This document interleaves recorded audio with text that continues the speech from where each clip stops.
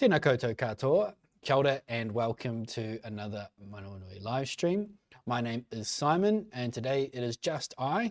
We are covering two updates from Disability Support Services as well as an update related to Manawanui and our support to you as your IF host.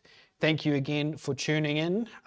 If you have any questions on the topics I cover today or on anything else, please put your questions into the comment section and I will cover them as I get to them.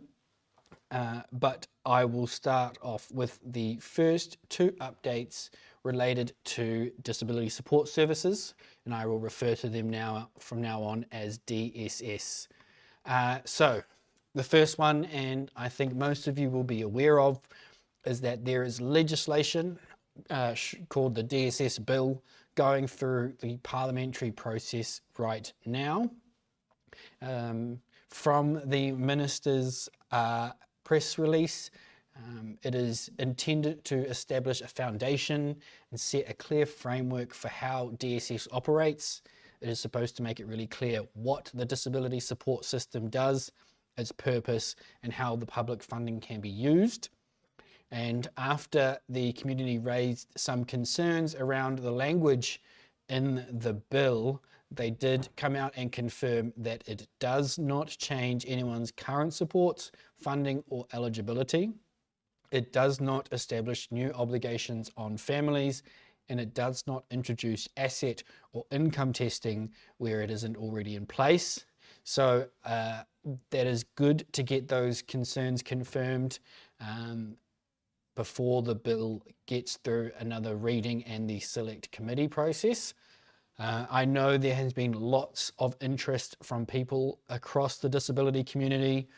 There are lots of really good articles from people who have experience in reading and interpreting legislation, giving their thoughts on the bill, and I'm not going to share mine. I want to keep it neutral. I want to encourage people to participate though. If you don't have the time to read the bill itself and you're not going to really make a good understanding of the legislation, then I encourage you to find somebody in the sector you trust and read their own thoughts and opinions on the legislation so that you can participate. I would encourage everybody who is able to make a submission on the bill. Submissions close 1 p.m. Friday the 12th of June. That is this Friday. And to make a submission, you must use their online form to submit your feedback on the bill. I have not gone through the process myself yet, so I cannot comment on how accessible and disability friendly it is, but I am including the link to the website in the comments. So after this live stream, you can have a look and go through that process yourself.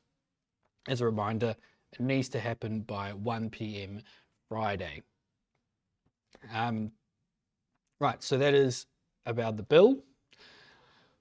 What has recently been announced is that DSS are also seeking community consultation on some proposed improvements to DSS services. They are hosting in-person and online workshops. There is a survey you can fill out, or you are able to email a submission to them directly. The consultation is going on now through until the end of July. All of the information is on the DSS website. There are what they've labeled consultation documents, and that is the information that will provide the context for the consultation sessions with the community. I imagine it's going to run very similar to the consultation sessions they had after the independent review findings into flexible funding and what happened last year. So I can only encourage you to engage with that as well. Manawanui will definitely be looking to make our thoughts known to DSS around the improvements they are looking to make. But as it says on the DSS website, and what I will reiterate, is that they clearly listened to people's feedback in the first round of consultation last year. It's quite clear with how the flexible funding is now that they understood the importance of flexibility being crucial to individualized funding. So I'm confident that your feedback in this round of consultation will be considered again. So please, I know it is a lot to take in, and it is difficult to find the time to participate in these activities, but I'm really hopeful that it will create further improvements to the way flexible funding is used, because currently things are really positive at the moment. So those are the two DSS related updates. If you have any questions around the legislation or the community consultation that has just kicked off, please pop it into the comments and I'll happily answer what I can. In the meantime, I have an update related to Manawanui services. So like DSS, we are also going through a bit of a transformation of our own. This transformation is aimed at improving our support to our customers as their IF host, and really targeting what are the key obligations and responsibilities of an IF host, and excelling at that service to people who are using individualized funding with us. These changes will be around providing better funding accuracy and clarity to IF users, so that will enable customers to make better budgeting decisions around their funding and how it will be utilized over the full funding period. So in the next few weeks or so, we will be communicating some changes that will be visible in the portal. I want to make it really clear now, nothing is going to change in related to how you use your funding or how you make claims or timesheets. I can't share much more detail around what these changes will be or what will change in the portal, as we're still developing them. But I can assure you they are positive and will make the portal a better experience. And like I said earlier, it will allow you to make better budgeting decisions with more clarity around your funding balance, being completely accurate at any point in time throughout your funding period. I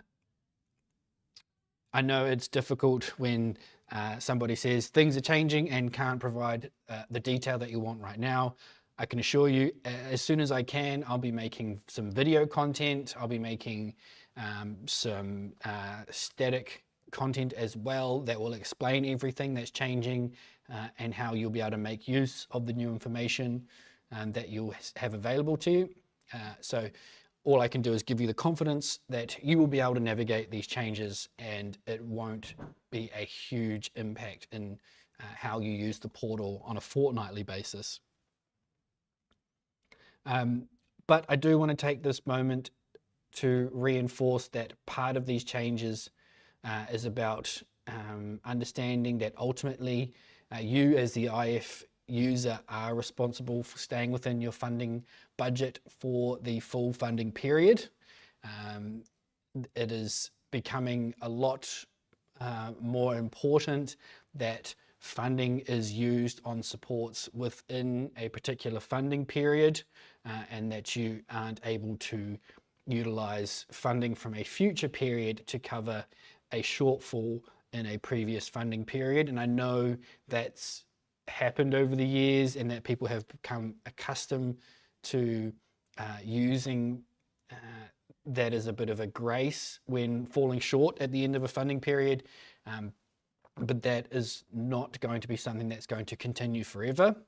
And so if you are in that situation and you have any concerns about your funding sustaining your supports for the rest of your funding period, please contact us as soon as possible, and we will do what we can to help you make a plan so that your funding will sustain you through to your renewal date, because we want to make sure you are utilizing your funding to its fullest capability, and that you are not going to end up in a situation where you need to pay employee hours when your funding has already been exhausted. That is something that we really want to avoid, and we will do what we can to help you navigate if you think you're heading that way.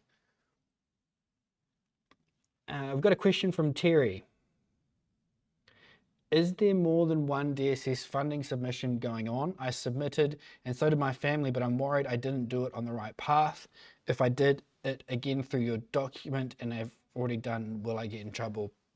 I don't believe there is any risk of making multiple submissions, but Terry, there are 2 links that I have put in the comments.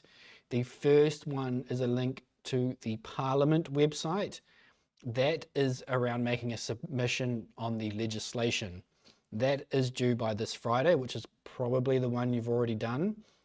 The second link is a link to the DSS website. That is about community consultation that has only just started and will go through until the end of July. And as I said earlier, there are in-person workshops, there'll be online workshops. There's a survey link on their website that you can complete, or you can just review the documents they've provided and email a submission if you prefer. Both are really important to be involved in, so yes, make sure you get it right which one you've submitted for, and then do the other.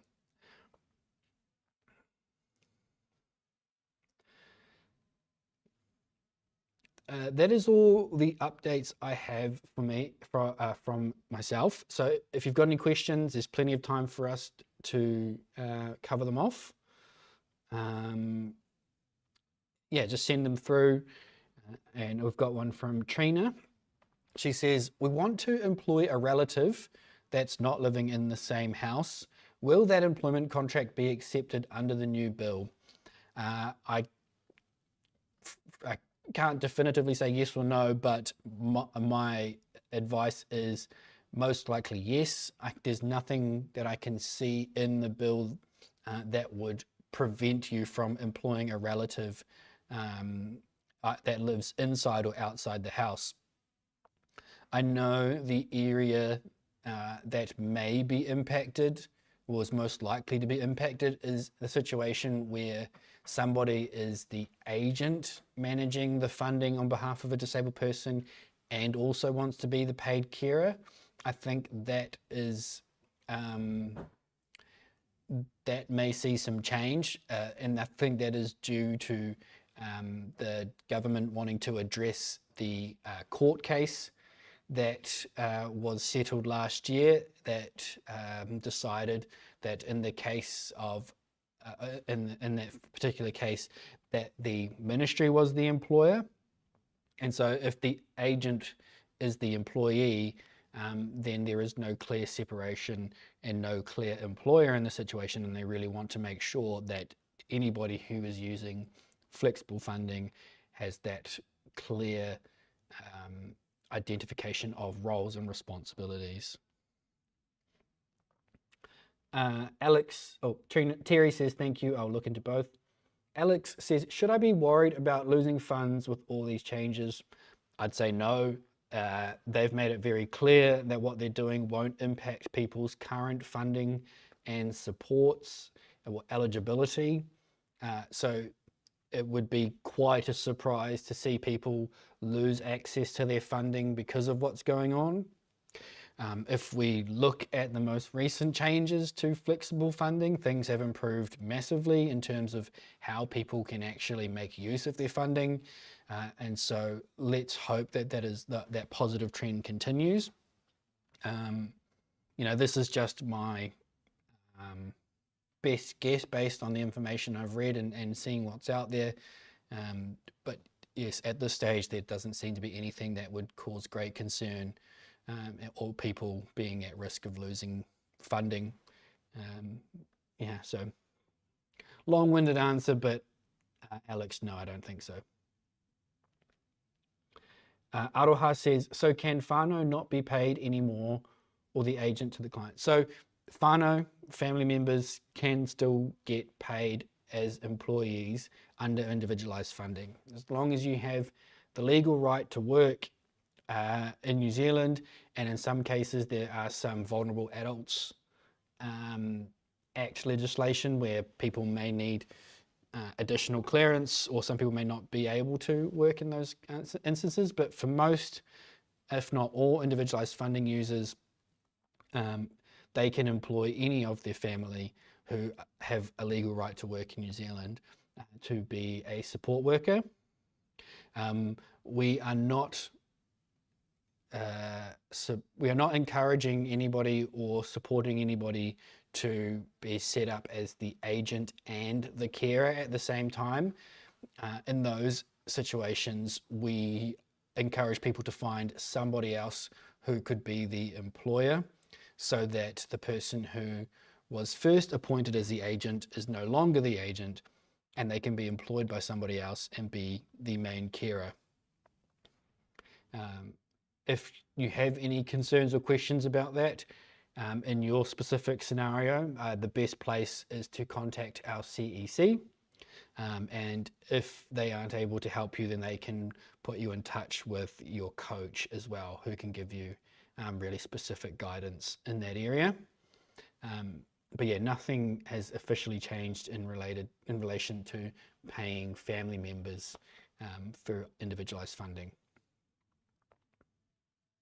Good question though. Good to get that clarified. And on the topic of coaches, if you received the newsletter last week, you would have seen the upcoming dates for the drop-in sessions that our coaches are hosting. We are going across the country into lots of different small regions to try and reach everybody. Our coaches will set up for the day in a hall, a community centre or a library. They'll be available all day, where you can drop by and get specific coaching support. Some of those sessions will have actually bookable one-on-one times. Others will just be a full day slot where you can come by anytime. So if there is a drop-in session in your region, you will get the invite. But if you've looked in the newsletter and you didn't get an invite for one of those dates, you can reply to the newsletter email and we will make sure you are registered for one of those upcoming days.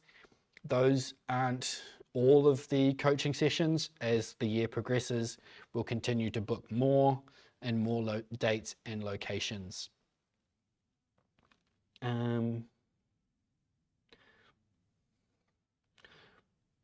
Aroha has a question. She says, what if you don't have anyone else to be the agent, or your child or client doesn't like other people near them? That is a really difficult situation, and we are just going to have to see what happens with the bill and any changes to the disability support services based on the community consultation. But yeah, we aren't encouraging or trying to increase the number of people that are using that setup.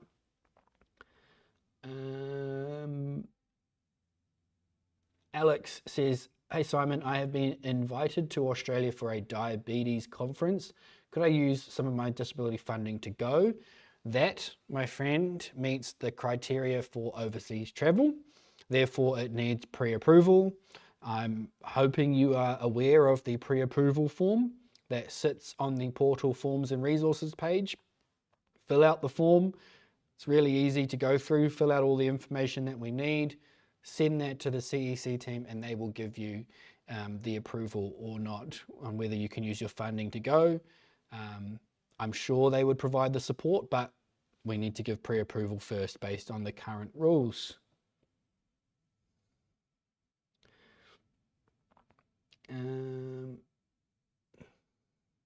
Rebecca says, I'm currently a scheduler contract as a family carer, so it's safe to say just wait and see. I'm not keen to make changes at the moment. Yeah, so if you are currently doing a scheduler contractor set up and we haven't told you to do anything different, continue on. And it is just a wait and see. I can't imagine anything will change quickly.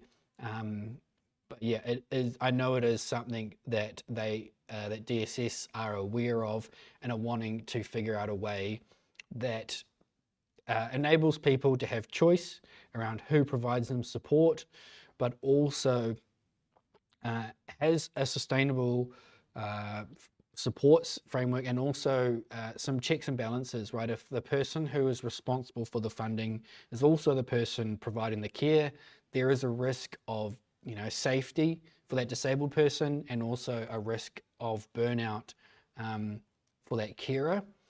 So that is what they're looking to find a way forward. And it's not currently explicitly covered in individualized funding to handle that. Karen says, who is the coach handling VHN funding these days? I believe it is still Yvonne managing the VHN funding.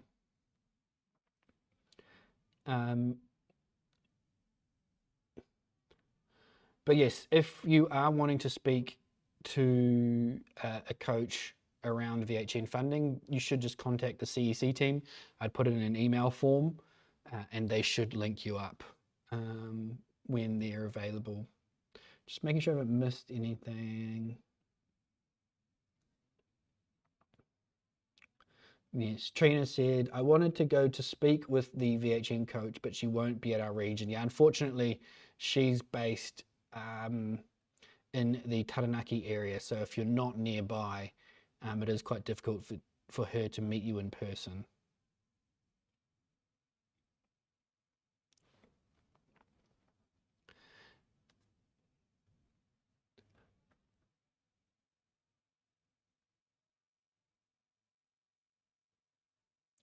Oh, apologies. There were some comments on our YouTube stream. Sandy says, it's very confusing, the balance in the portal, as it doesn't seem to be updated, showing the up-to-date amount spent. Is this being fixed? So yes, that is part of what the changes are. It is about making sure that the amount showing on your statement is completely accurate up until that moment in time, meaning every claim or timesheet you have created, every charge or accrual that we manage from your funding is reflected in that statement balance. Because what we really want to prevent is people getting close to the end of their funding, thinking that they may, for example, have $2,000 remaining, but in actual fact, because of payroll charges or some accruals, it's actually $1,500 and they might end up in overspend or not being able to cover their last fortnight. So that's, in a very quick nutshell, the changes that we're looking to make, and that's why I talked earlier around it being about clarity and accuracy. Francis said, Simon, why is there such a disconnect between the bill and whaikaha?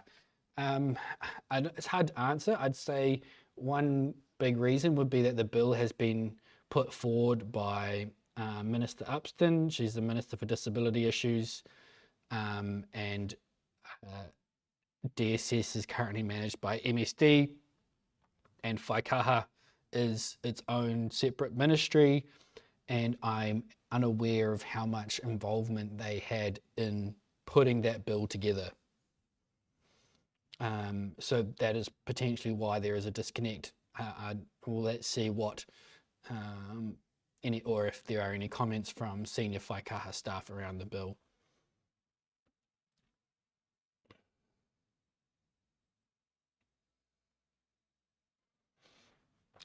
Rebecca says, that's interesting regarding the burnout and safety risk. They never offer suitable respite or in-home options to me. I'm told he's too unwell and only hospital level care and nowhere for him or funding for a nurse trained carer to support me. It's causing a lot of anxiety, all these bills and changes, but I'm not sure they truly grasp all of the complex scenarios.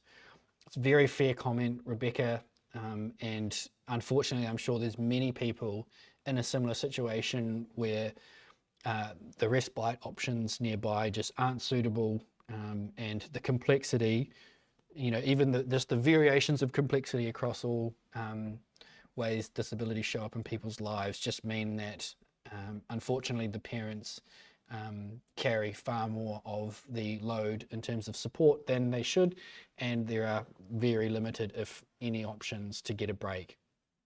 But I can only hope that things improve, and as things change or more information comes to light around what's coming from the ministry and from government, I will be here to share it all and hopefully provide it in a format that we can all understand and grasp.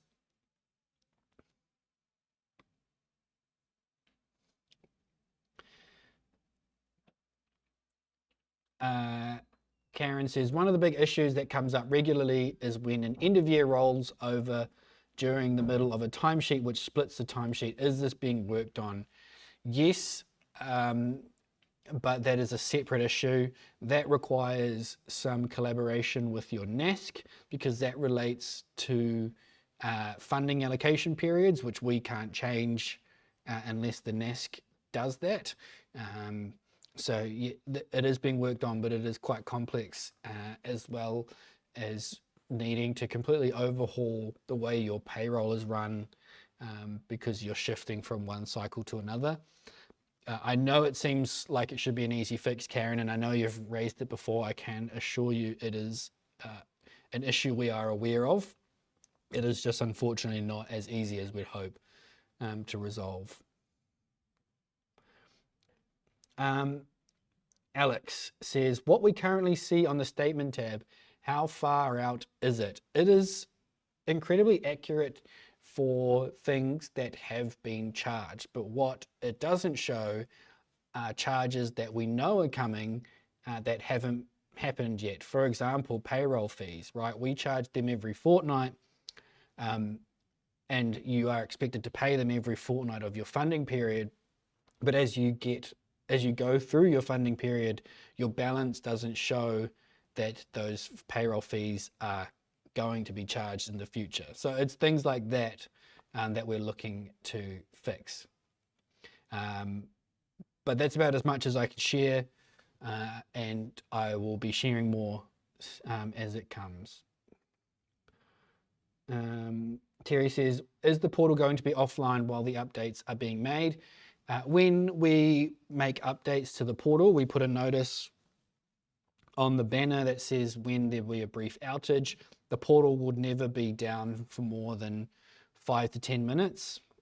If we do an update and it fails, we revert those changes back instantly and the portal goes back online. You should never be without access to the portal for more than 10 or 15 minutes, sometimes a little bit longer if we're doing large maintenance updates, but we will always give you plenty of notice.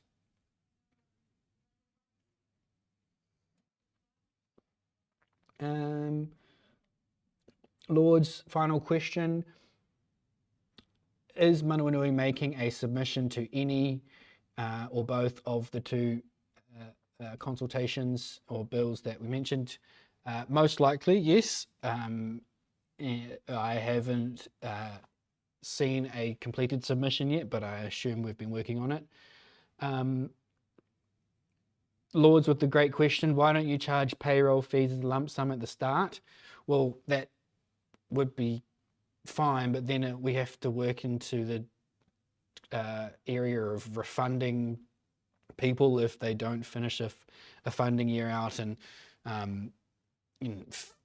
yeah, there are some complexities to that around why we don't charge people up front, but all I can say for now is things will get a lot smoother, a lot more clarity, and you'll be better off for it in the near future.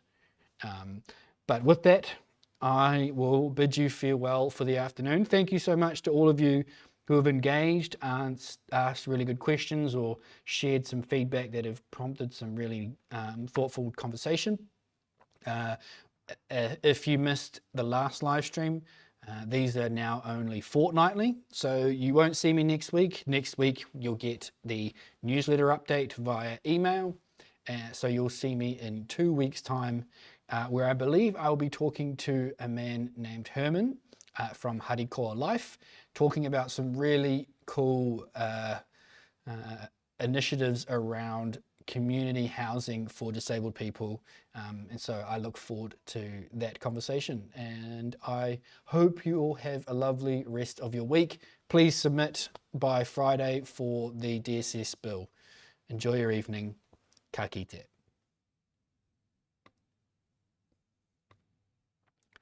And we're clear. Thank you very much, Mel. Sorry, we went a little bit over time. No problem. Nice to see you, Simon. Likewise, take care. See you.